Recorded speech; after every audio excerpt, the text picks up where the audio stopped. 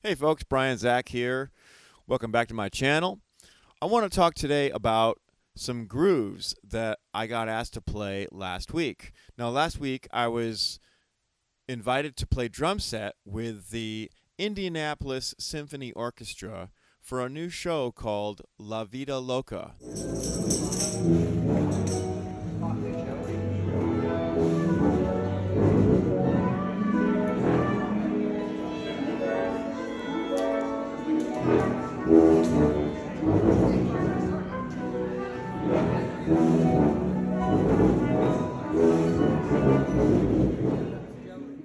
Now, this was the world premiere of this show, conducted by my friend Enrico Lopez Yanez, and he wrote most of the arrangements, and he invited male and female singer and a trumpet player from Miami to come up and guest artist with the band and with the orchestra, and as well, in addition, a percussionist, a world-class percussionist by the name of Luis Quintana. He's worked with Chick Corea, Jack DeJohnette, Celia Cruz, all sorts of amazing artists.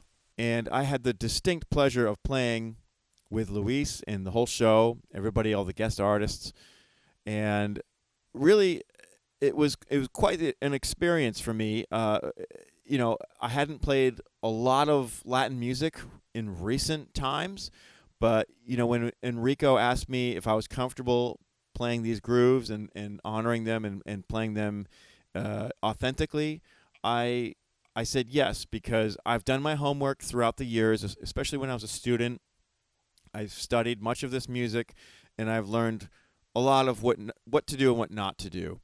And I'm here to show you a little bit about some of those things, what to do, what not to do, and describe, in addition, how to play drum set in a ensemble with a percussionist, or many percussionists, as it were. And in my case, I had two percussionists playing with the symphony next to me, and Luis was playing all of his percussion downstage in the front there.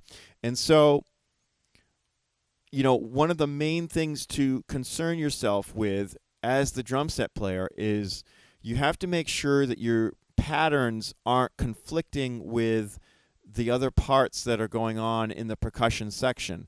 So, for instance, if Luis was playing conga, I would want to stay off of the toms. So I would not want to play any grooves that were sort of tom heavy or really incorporated toms at all.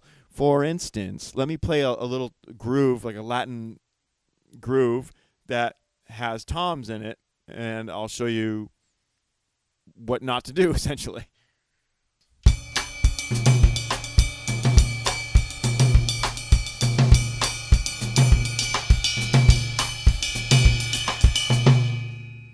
Okay, so there you see, I'm playing this bop, bo, bop, but with the left hand.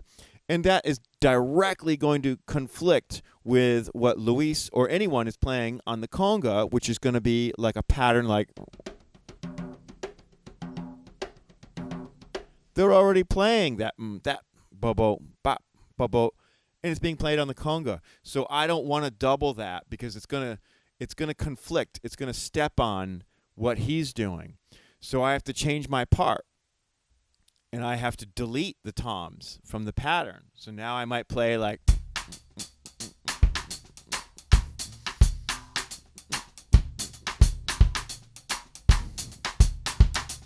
something like that. Or just if I wanted to stay on the bell.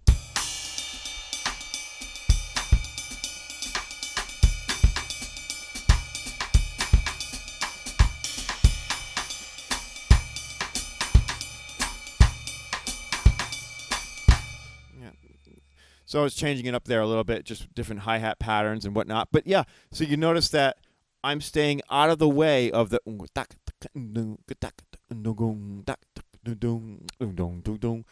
going to leave that to him or whoever's playing percussion. And similar with cascada rhythm, if he's playing a cascada like a...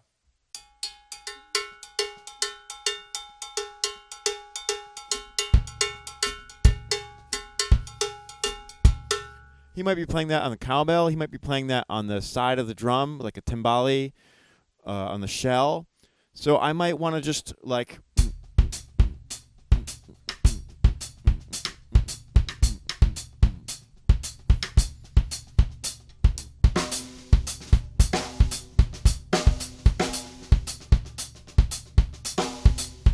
While he's doing the.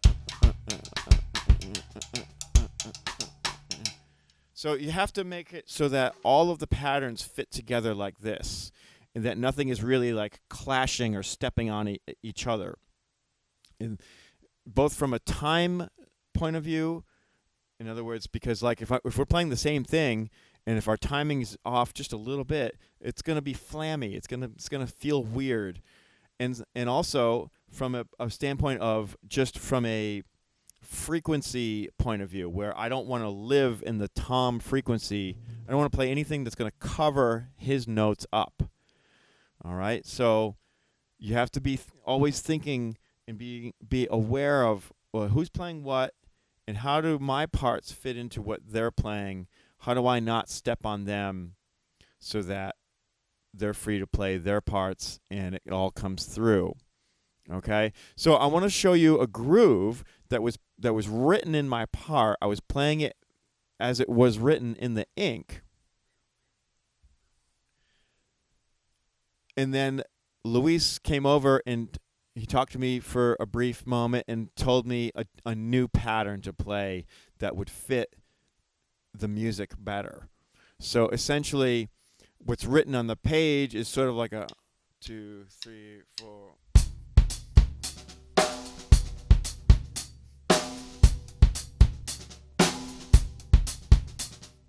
Or even like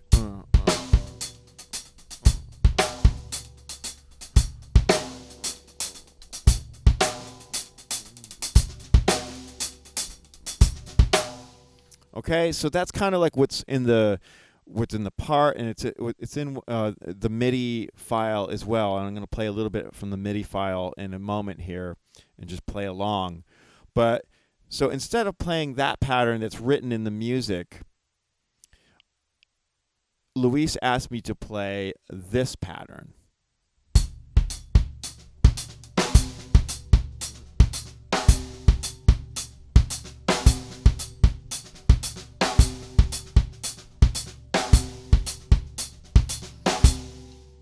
Okay, so it's more of a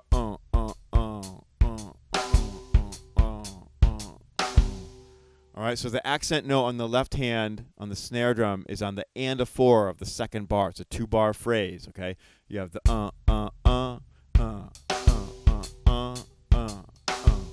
So you have the tumbao pattern in the kick drum. That's the and of 2 pattern. That's the tumbao. It's called the tumbao. And then I'm free to just play some ghost notes. Well, the right hand is playing quarter notes. Just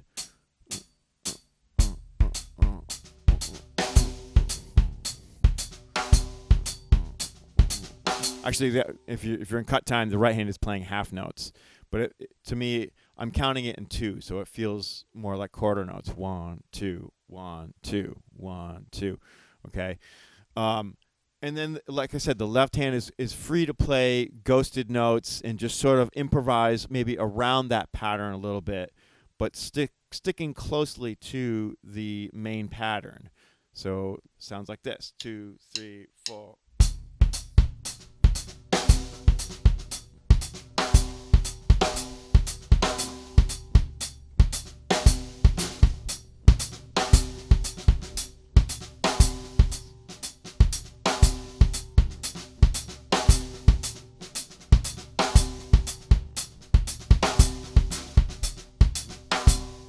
Okay, so I'm just kind of like softly adding little ghost notes just to keep the momentum and just kind of goose it along and make it a little bit funky and, good feeling. Okay?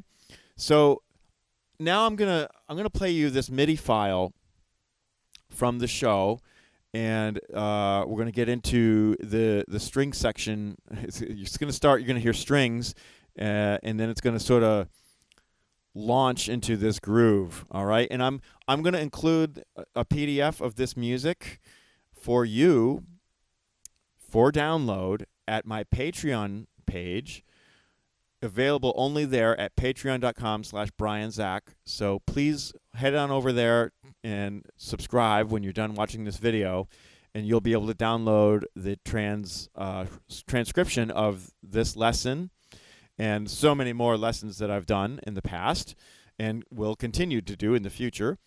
And so only for $5 a month gives you full access to all of that. So head on over to patreon.com/BrianZach, where you can get the most out of this lesson and all the others.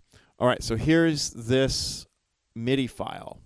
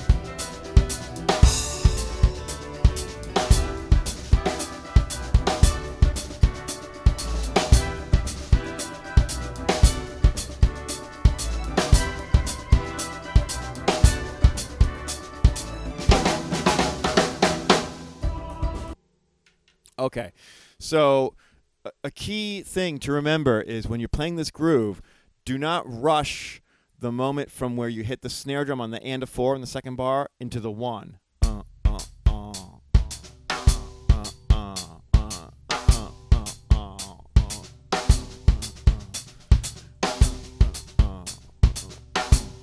If you rush it, you're gonna be rushing the groove, and it's gonna feel too on edge. But you want it to give it that sort of elastic feel. And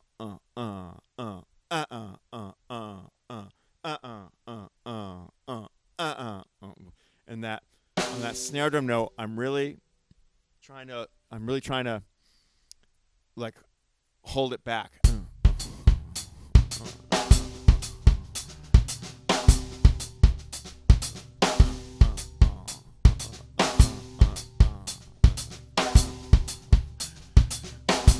Now, playing along with the MIDI file, you can't really do that because it's like, it's there. It's a MIDI file. It's not going to react to what I'm playing. But in a live setting, it's important to sort of feel that elasticity within the groove and within the time keeping of it. So yeah, there you go. Obviously there's some different variations. I mean, like in the show, I was asked to play different grooves, like maybe songo.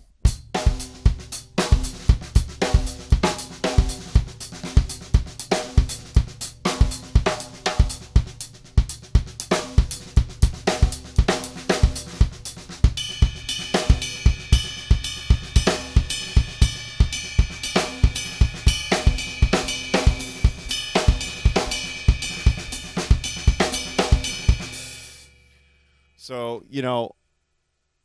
songo, yeah. I will write a version of the songo in the transcription as well.